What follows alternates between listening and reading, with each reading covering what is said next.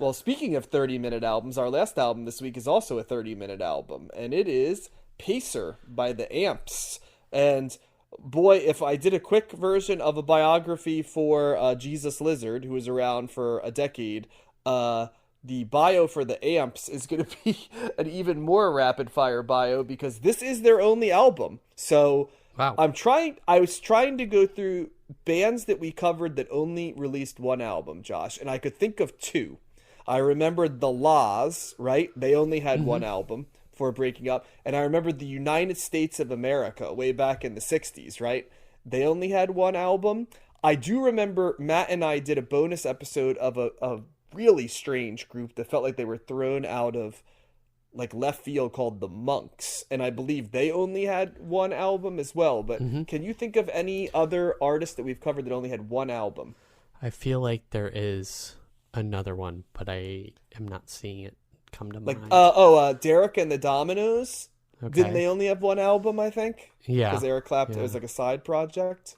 So yeah, I feel like Temple of the Dog, we didn't cover their album, but Yeah, we did cover their album.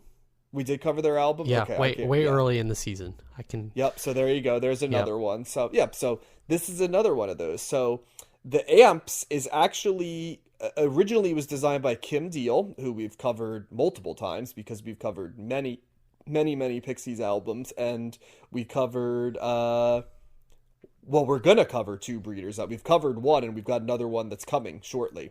Well, in terms of albums. we covered Pod, right? And We covered Pod. Yep. And we didn't cover Last Splash, did we? yeah, we did. We did. Okay, I was wondering if we covered Last Splash or not. Okay, so Yeah. we did do two Breeders albums. Yeah, the more I think about it, yeah, I do remember covering both of them. So, but this was during the time when Kim Deal's sister, Kelly Deal, who was in the Breeders with her, was actually arrested and entered treatment for heroin, and so the band kind of got put on hold. And Kim Deal was going to do a solo album, and this project basically was the evolution of that solo album. And the reason they're called the Amps is because Kim Deal started calling herself Tammy Ampersand. You know what an ampersand is, right? Yeah. Okay. Do you want to help?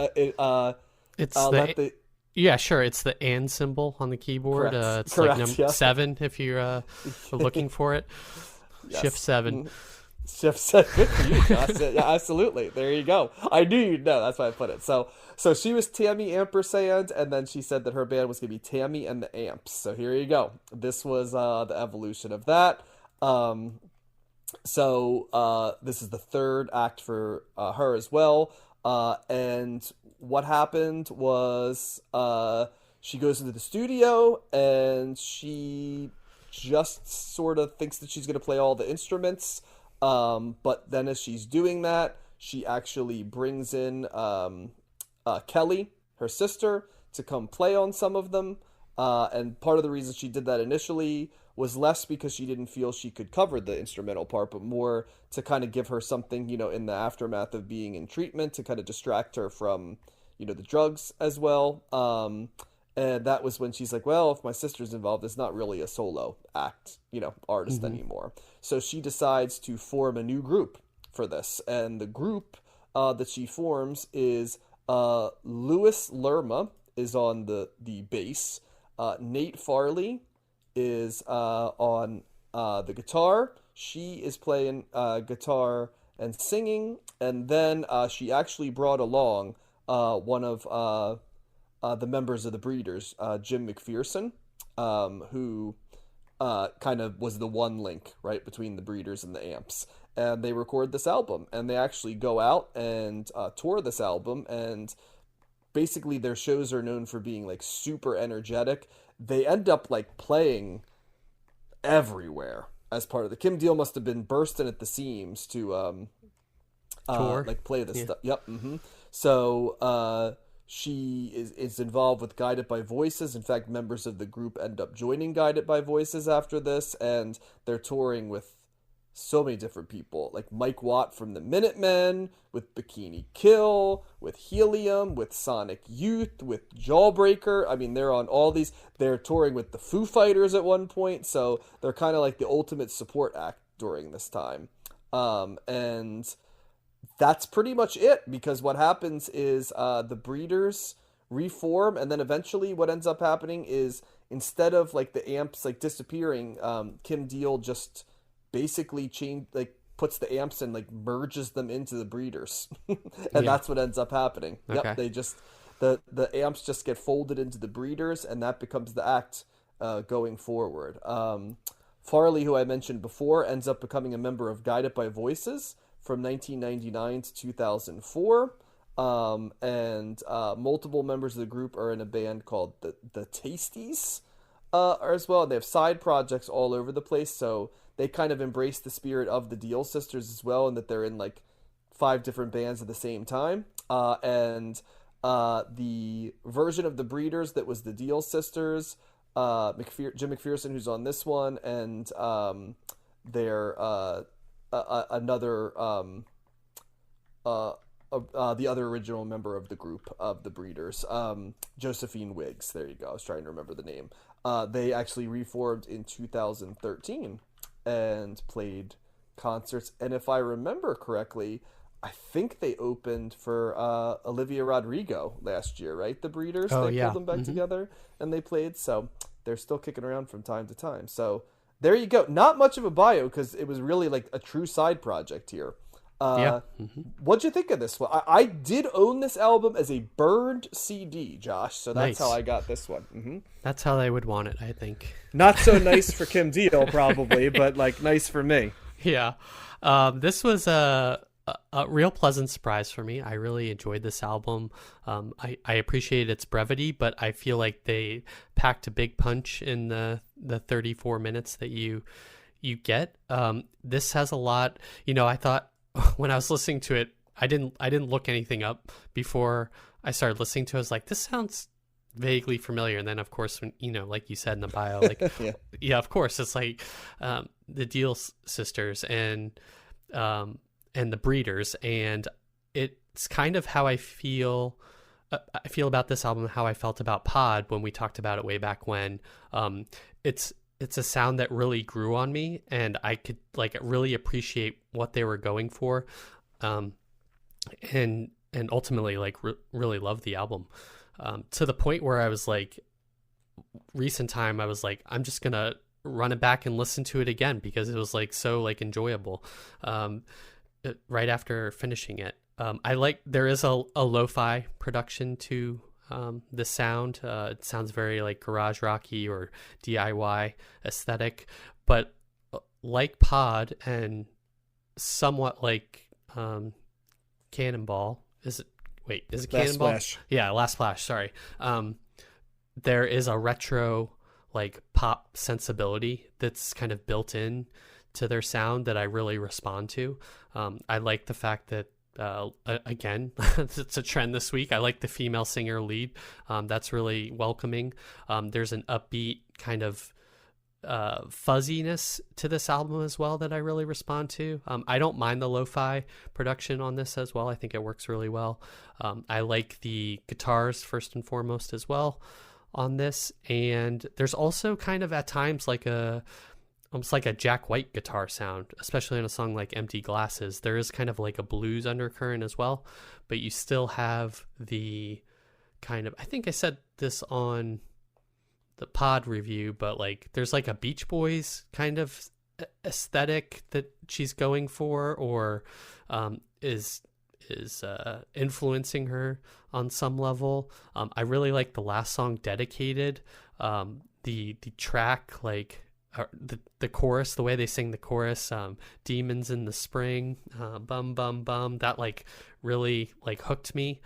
They just have a real she and the band have a real gift for like melody and like and song construction. And there's not really, I pretty much enjoyed every song on this album. There's no bad songs. It's real short and sweet, but every song kind of brings something different. There's for having like a lo-fi sound, there's kind of a levity to this album that I appreciated as well, that they bring. And it's just like really good, like fuzzy guitar rock, ultimately. And I always kind of love that sound. So it's a thumbs up for me. I really for not knowing anything about the band. And it's like we always say on the bonus episodes, there's always like gems to like discover, and I feel like for me this is one of those this week. Yeah, talk about a difference in production style, right? Yeah. To like what we covered before. But yeah, I like that lo-fi production style too. You're right, Josh. There's like a nostalgic element to this. It's very garage rocky at times, very sun-kissed pop with the Yes. garage rock sound. Perfect. The interesting thing I think is you got those two sounds, but then with the fuzz tone as well. So it's kind of like, not exactly, but it's kind of like if the Jesus and Mary Chain like decided they were going to like put their music together. And that's ultimately, when you think about it, that's what like the Ravenettes, a band that Matt and I both love that we're going to cover later, like they go all in on that sound, right? Like nostalgic, like Jesus and Mary Chain all merged together, right? Like sun-kissed pop. And this is the beginning of that, even more so than what the Breeders were. I like it because it does feel like a side project, because a lot of these songs they kind of feel like Pavement also in some ways, that they feel like somewhat half unfinished.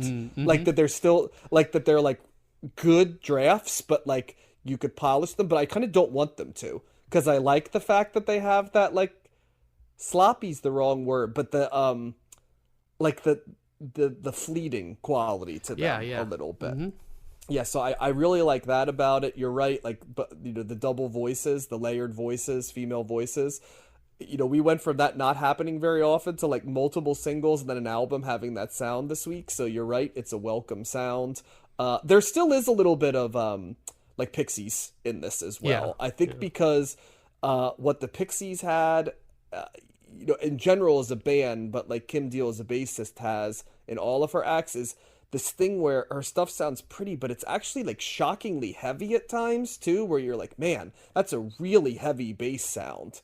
It feels like the amp at times is just placed right next to your face as the bass line's going, which is something that doesn't happen with bass lines a ton, because usually bass lines either fold in the back or like blend into the rhythm, or if they pop out, it's because they're groovy, right? Like this is more of like it's like a groove drone, I'd say, at the same time, would be how I'd describe Kim Deal's, bass sound. And because of the fact that the mix is uneven, as lo-fi mixes always are, it like alternates from like being in the front to in the back to there, but you always notice it. I always notice the bass parts she plays in all of her bands. So when put together as like a little 31-minute appetizer as a side project, this hits like all the boxes you'd want from a side project. It's enjoyable. It's a breeze to listen to. It's got high replayability, and it gives a little bit of a different spin than the other acts that Kim Deal did. Yeah, right. So, yeah, it's not overthought. No, like which I said. love. Yeah, it strikes that line between, it's not sloppy like you said, but it's not like overproduced or over thought out.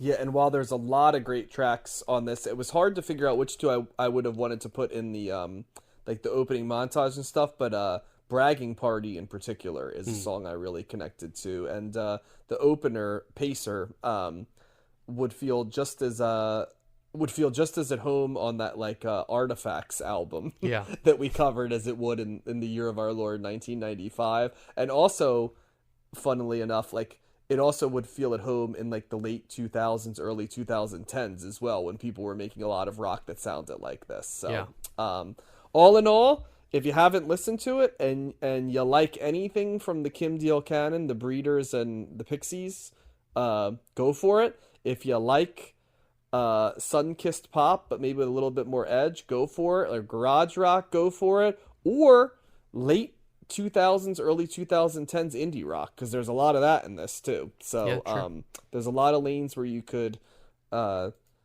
visit this. And hell, it's only 33 minutes, so we all have 33 minutes. Right, you'll know right away when you listen to the first couple tracks whether you're responding to it or not too.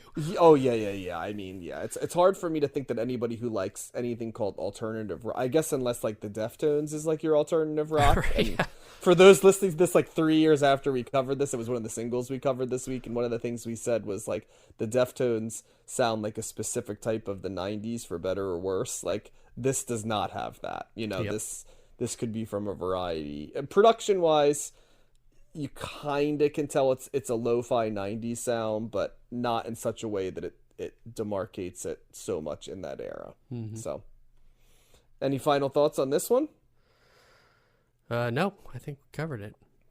Yeah, good one to add on, right, Josh? I know we were debating whether to put a third one on because All Eyes on Me was so long, but I think these two shorter albums were nice little additions to our episode this week. Yeah, that worked out well. I really like that we added this one. Perfect. Well, do you want to go ahead? I'll let you do both parts, Josh. When we come back next week, do you want to roll down both the 6 singles and the 4 albums we're covering? Yep. We've got some famous bands you might have heard of, all from 1996. We've got REM with New Adventures in Hi-Fi, Outkast, their first appearance on the show with Atlians, Celine Dion with Falling ATLians, I believe that is. Oh, really? I've always said Atlians.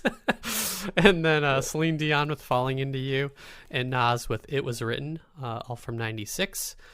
And then we've got for singles, Annie Lennox with No More I Love Yous, Brownstone with If You Love Me, Lunice with I Got 5 on It, Inner Zone Orchestra with Bug in the Bass Bin, The Wallflowers with 6th Avenue Heartache, and Dave Matthews Band with Crash Into Me.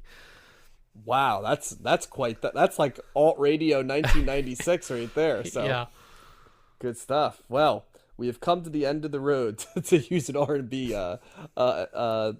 example right there. Any final thoughts, Josh, before we sign off for the week? No, I think we're the White Jodeci of podcasts. I agree. We are the one. Who's the Casey and who's the JoJo, though, Josh? It's the question we have to answer. Yeah, I don't know. We'll come back with the answer to that question. I just know it's not Matt. Right. So for either Casey or JoJo of this podcast, this is John. Thanks so much for listening. We'll see you next week. Combing the Stacks can be found on 13 different platforms. Viewer feedback can be sent to combingthestacks@gmail.com. You can follow us on Twitter @combingthe and on YouTube by searching for Combing the Stacks